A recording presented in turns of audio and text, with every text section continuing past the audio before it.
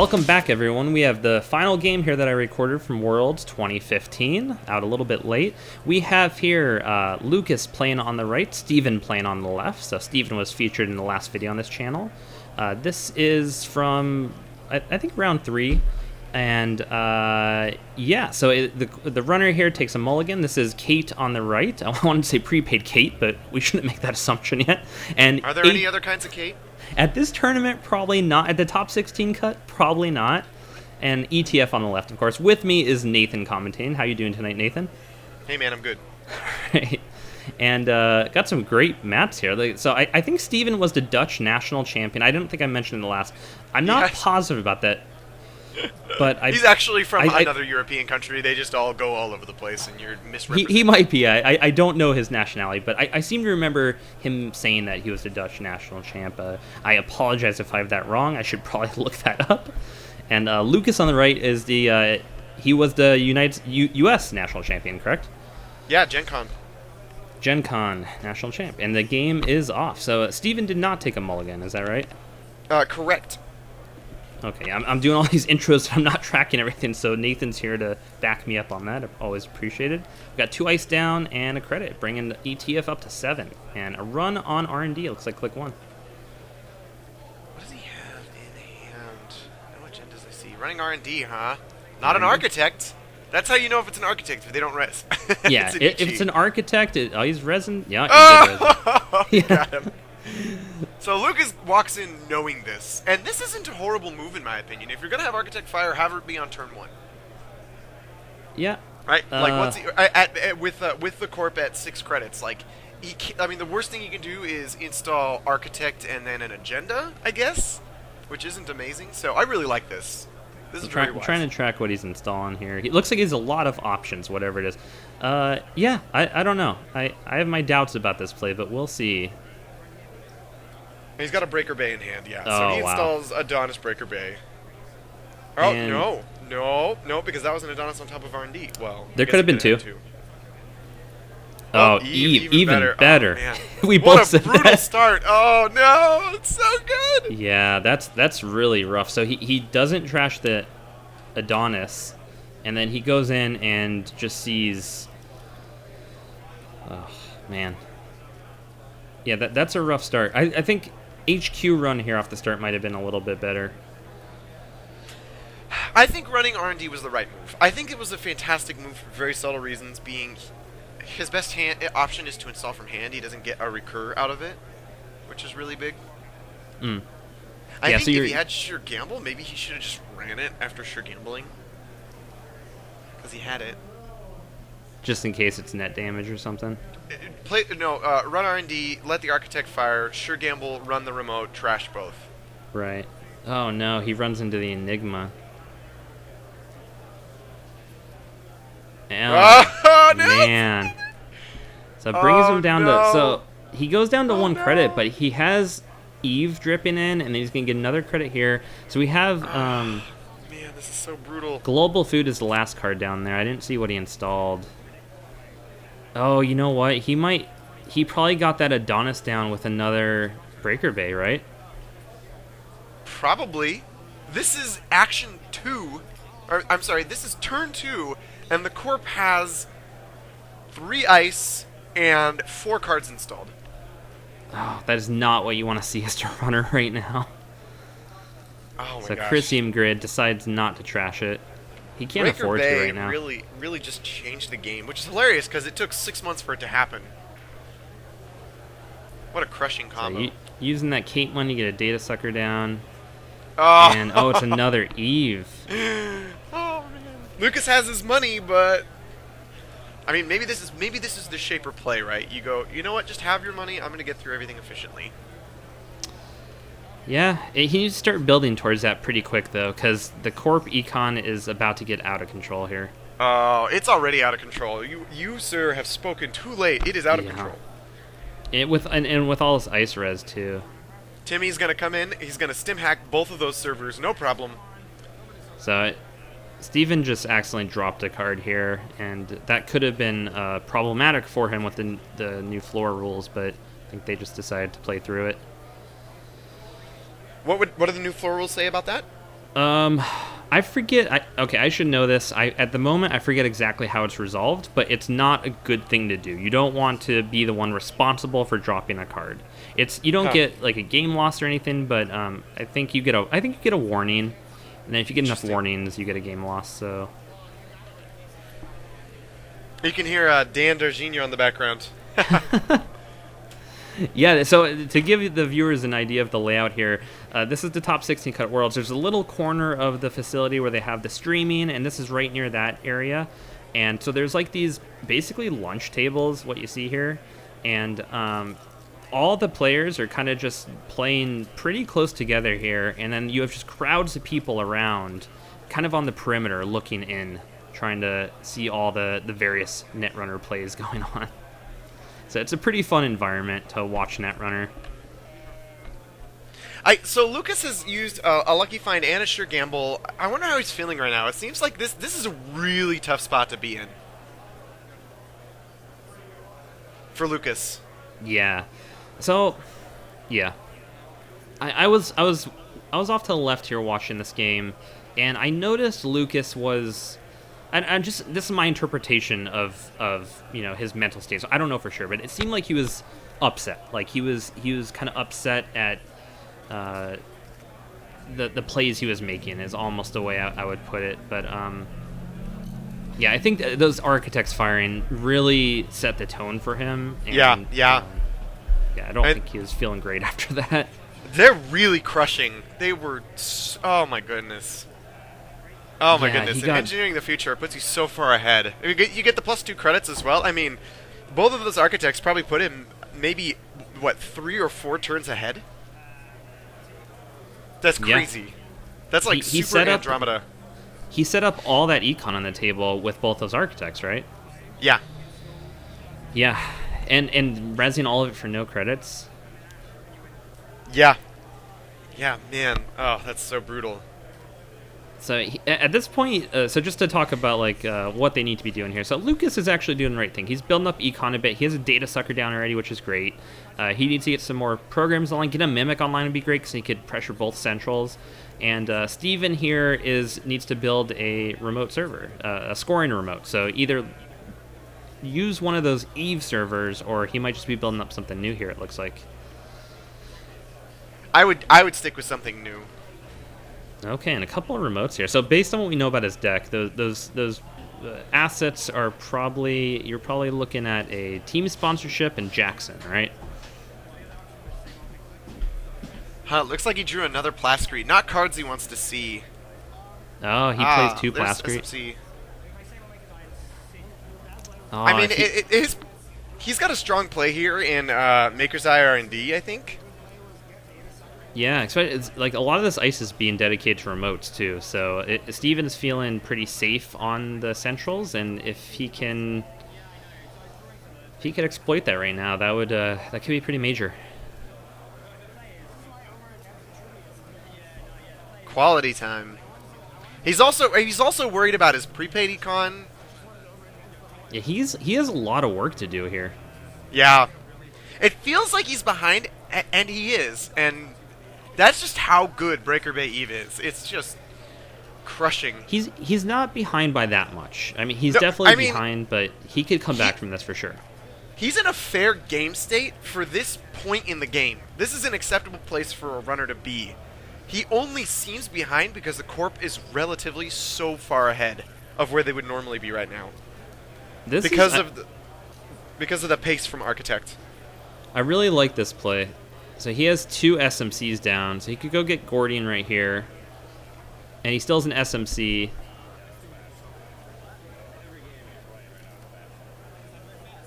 I'm distracted by there's some chatter going on in the background I'm listening to. Yeah, so this is probably not an agenda, but it might be... There's Lucas. Yeah, there's Lucas poking in. I don't know what the problem was here. Yeah, it might be like an Ash, would be my guess, right? And so if he can just go trash that Ash right now and scope out the ice, that's pretty good.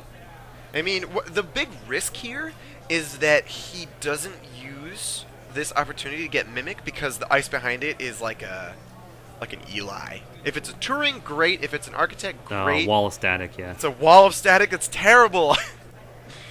No, because he doesn't want to be using his SMC to get his corroder out. He wants to be using it on or I'm sorry, his lady, of course. This is prepaid Sure. Kate. What am I talking about?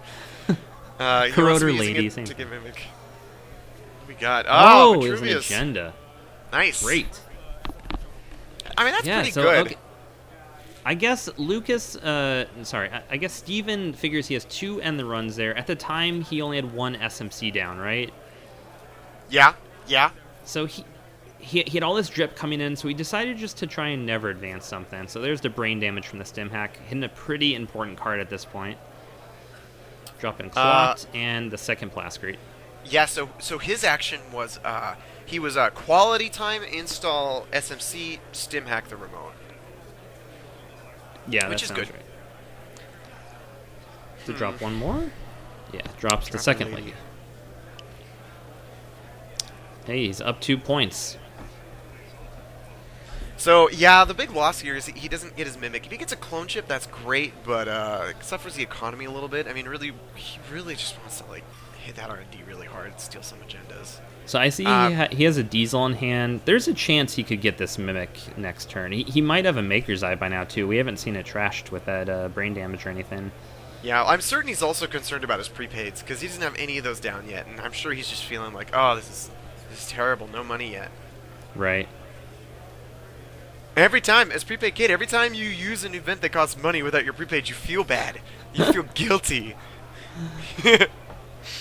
24 credits, okay, on the corp. Yeah, it's okay. He's gonna just click for a few more. Why not? Why aren't you scoring that agenda? I don't want to. I need my precious clicks to get money. Is that how you know a deck is too strong? When they're just like, yeah, whatever. Money isn't important.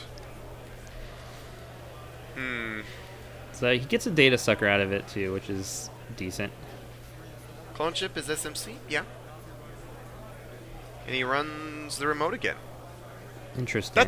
That's fair. Yeah, it's the same Adonis. exact position he was in last time, right? Yeah. Yeah, it's not like the decision has really changed. I mean, it's sucking his lady counters away. I guess they both knew that was a money card. In fact, actually, maybe that, I don't know. You gotta check it, I guess, right? But he doesn't want to trash the Adonis. It might not be money just because they both know it's money. So he's at 29 credits now. Steven is. Sure. I think he just missed the ETF credit. Uh-oh. Is this the point where you just stop caring about money altogether? No, because his Eves are running out. And he is spread a little bit thin. You're at Worlds. I don't think you change your game plan at this point for any reason. Just like I agree, yeah. It still matters. There's Hey, a prepaid! Oh, no! Yeah, and you're also playing against the best runner deck. I mean, essentially, right? So... Oh, no, I meant for Lucas as the runner, should he worry about the, trashing like that Adonis in the remote? Because I think blocks so. the remote. It blocks the remote. So... Yeah, but Adonis pays out quick, and also that is not that beefy of a scoring remote, so he might be turning that in. So here's what I think could be going on. I think we might have like I think we might have a Turing or Toll Booth against that on that Eve campaign server, and that's the scoring remote. Oh, interesting. I think that's probably what's going on, because that's the type of ice he wants here. So something being rezzed off the table. Oh, team sponsorships. Oh, man. Okay. And he scores wow, a naked Adonis, or ABT. Yeah, ABT. And so, is And that he a fires Jackson it. down? No, he's got team sponsorship to recur any cards that get blown up. Oh, yeah, you're right. Yeah, 2 team sponsorships. See, that wouldn't fly against Wizard. Wow. Oh my gosh, this is incredible. What did he get? An Eli? No. No. Oh no, it's so brutal. This HP deck, man, it's so mean. Oh my god. Why you gotta be so mean, man? Okay, well, we figured out where the scoring remote is. It's been established. And he recurs the even to the breaker base server. So he still gets another install, right? He gets it from the team sponsorship, and then he's got another one from his other team sponsorship. So Yeah, I mean, he basically got 5 installs out of that naked ABT. Okay, he's probably just going for another score. That's reasonable. I was gonna say he could use that other team sponsorship just to put the Eve right back into that server with the Eve. Yeah. But no. Because he installs the one that got trashed into the one with the Eve that's almost out, and then that trashes it, and then he installs it, so he could get both of them back. Yeah, sure. Oh my gosh, this is. No, he's doing the thing that makes more sense, which is like just try and win the game. Okay, and Luke is doing exactly what he needs to do. Punish, like he just dumped all that Cyberdex. Oh, Cyberdex, that's great. Yeah. Well, it's great for Steven, less good for Lucas, but he could go back in and peek at another card at least. It's expensive, man. Architect's expensive without your econ online. Yeah, in R&D access at this point in the game is worth 2 credits, and he gets the data sucker. They missed a data sucker there on that last run. Oh, yes, that's correct. That's correct. Oh man, this is brutal for Lucas, man. It's just looking. HB is out of control, man. It was. How much? Just flopped those cards down onto that remote. Like he just saw 3 ice and just didn't even. He's like, this is just happening. Oh my gosh, how many free things has he gotten this round? He got 2 architects on 2 different turns. He just paid 5 credits to install that ice. It's no big deal, dude. Why? I mean, what does this mean about his hand and his deck? I don't know. I don't know if you could say any. Like this game is so nuts at this point that I don't know if you could really derive any information off of it. Okay, so the ABT got him 11 credits worth of ice, and then 432 worth of installs. So he got 22 credits of value from that ABT. Sorry about. I had to move the camera to give players a little more space. I think that's what that was about. Brian, stop that! Don't I do know. that. It was requested, and I'm sitting here recording. I'm trying to stay out of people's way. They were nice enough to let me record. All right, and another score here. So we should point out that Lucas did get another prepaid down and lucky find on the previous turn. Oh man, that team sponsorship goes again. And Cyberdex Breaker Bay is just a monster combo. Yeah, he's just deciding what server to put it in. I don't think it really matters, but so I guess what he's doing, he's disincentivizing a possible run on that Adonis by just stacking the Cyberdex in there. Right. Or he's trying to put it in the one that he thinks Lucas is not going to run on, so he can use his paid ability later. So here's another thing about team sponsorship: is it buys you this pacing where you can play into the Never Advance and install an agenda from hand. Which is what he probably just did right there, right? Yeah, I mean, absolutely, right? It's like, how are you going to get into that remote? It accelerates your scores so much. When you have this kind of econ and like this, 6 ice remote, you can just score after score, and this is what we were waiting for right here, right? What's he resin? Jackson. Okay. You're scoring every turn as opposed to every other turn, which is a massive change in tempo. That's what one click does. It's like the fastest. When you have this number of what do we want to call this? What do we want to call this, Brian? It's the never fast advance. You're not fast advancing. You're never advancing every turn. No, it's always advance. Well, always advance is install advance advance. Is that always advance? Yeah. Oh man, wow, he doesn't see anything. Just some ice. I mean, that's kind of good. You know he's not going to draw into any, but he's got one in hand. If he has one in hand and he's just scoring one out right now, that's the game. If it's oh yeah, that's true. Actually, we need a legwork. But I mean, Kate runs one legwork. Does team sponsorship install from hand too? Yes. Yeah, that's exactly what I'm talking about. So you install a card from hand. It's the next agenda, and you score it. Oh wow. Okay, so this is match point right here. This is game. Oh. It would. He doesn't have Ottman 4. I mean, the cost to get in that server is astronomical. Oh man, that is jeez. What a game! What a soul-sucking game, Brian. I mean, you're Oh, looking at, if you have Ottman 4 out, it's 9 credits to get in, I believe, and a lady counter. I mean, you could also just And hope it's not GFI. you don't even know what that ice is on top that he can res anything. He could res a Janus on you. You don't even know. A Yanis in that would be fantastic. Top 16 worlds with a Yanis. You know, if he did, that's not even half his econ. He could just res. Food coats carry me. Yeah. One of Janus in this deck wouldn't be unreasonable. You reach a point in your deck where your deck is so good that you can put things that aren't good in it, and it works still. It's like every NBN deck, basically. You know? Because you're playing with expectations there too. Yeah.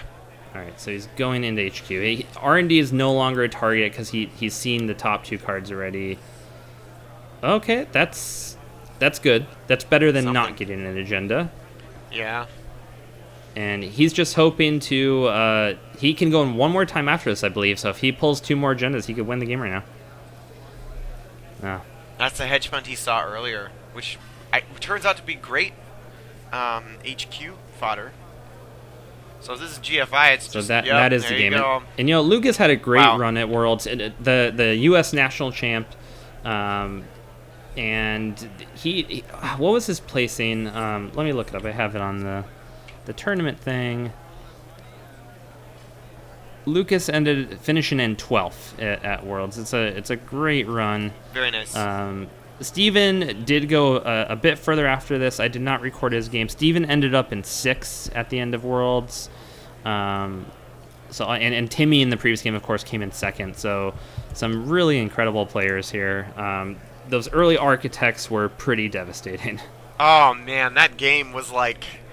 it was like a best case scenario. It really was, of just HB engineering the future, getting all the things they need to do, and then just winning the game. And I could totally identify with Lucas there. I've had I'm definitely the type, I'm a pretty aggressive runner, and I feel like, oh god, I need to drop their econ somehow. I gotta hope it's not Architect. Even though I know it's Architect, I gotta hope it's not, and I gotta make this run. And so that might have been his mindset, or he might have just been, hoping that the early Architect wasn't going to be as devastating. I'm not sure. I still think I'm going to hold by. I think him face-checking the Architect on R&D on click 1 was not brutal, and I think that was actually a wise move. And it was the second one. You know what it is that it's that he didn't get that first Eve down, and then the second one that really sealed the deal. Where it went from pretty good for him to not so good for him. Yeah, so you're seeing there's 10 cards with the Architect. Like there's the 5 in hand. I guess he had a little bit less than 5 at that point, but there's 4 cards in hand, and there's 5 that you're seeing. So, and you're looking for a 2-card combo there as Corp. So as the runner, that's 9, 10. Let's call it 10 cards out of the 50 in the deck. Is that basically a 20% chance they're going to get that combo? I don't know the math of that.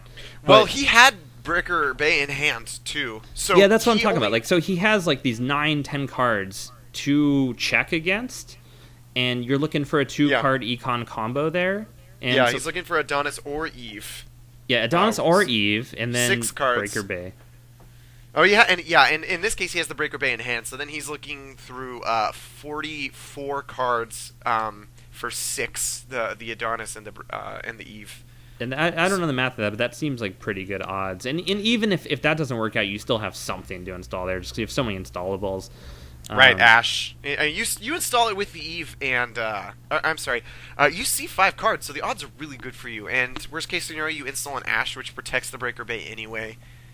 And that's when Kate is the weakest, is that turn 1. She really needs a couple turns to just kind of get herself set up, and then she just steamrolls through. But if you get an Eve on 2 Eves by turn 2, I mean, jeez, it's brutal. That's brutal. It had nothing to do with which cards it was, and it had everything to do with how quickly they came out. That really just crushed. Yeah, and Oh, okay. So Lucas did mulligan in that game. That's worth pointing out. So he was looking for probably prepaids, and he didn't see him until he mulliganed, and unfortunately didn't see them again. So Yeah. that probably set him up to that point where he's like, okay, I don't have what I need, so I need to take away something from my opponent. I think that's probably what inspired that early run. I mean, if it was 2 architects on the centrals, you can suffer one, but it was the first one that enabled the second one. Because you res the Eve, and then you immediately go from 2 credits to 4 again. Because because you had 6. Yep. All right, well, Wow. that is the game. That is the final game that we'll have on this channel from Worlds. I know Team Covenant was also recording a bunch of games, and they're putting those up as well. And so lots of these Worlds games will be available very soon. Any last comments on that game? Oh man, that was brutal. That was Food Coats at its greatest. That was like probably the most optimal Food Coats game I've ever seen in my life. Yeah, and Steven had a lot of those too. I mean, he was playing that deck very well throughout that cut. I saw a few of his games throughout the cut. The team sponsorship did a ton of work for him in that game, obviously. Yeah, it did. So I mean, I really sympathize with Lucas. That's a really tough game to play in because, I mean, he was like 3 turns behind by turn 2. Yeah. And it's like, how do you deal with that? It's so hard. And he got a few good accesses in, which didn't really produce anything too. So, Global Food helped a lot in that, is reducing that agenda density. So, yeah, man, that's pretty crazy. All right, and that is the game. Thanks, everyone, for watching, and hopefully I'll have some more up on this channel pretty soon. We got Store Championship season coming up, the Most Wanted list. Going to be real interesting to see how things develop in regard to that, so I'll be sure to capture some games post-Most Wanted list. Post-Most Wanted list. That's not easy to say. Fantastic. The All right. Post-Wanted list. Post-Wanted list. Got it. Yeah, that's better. See, you always find ways to improve what I'm saying. You should just commentate these. It's the puns, Brian. It's really all in the puns. It's all in the puns. All right, thanks everyone for watching. We'll have more soon. Thanks, guys.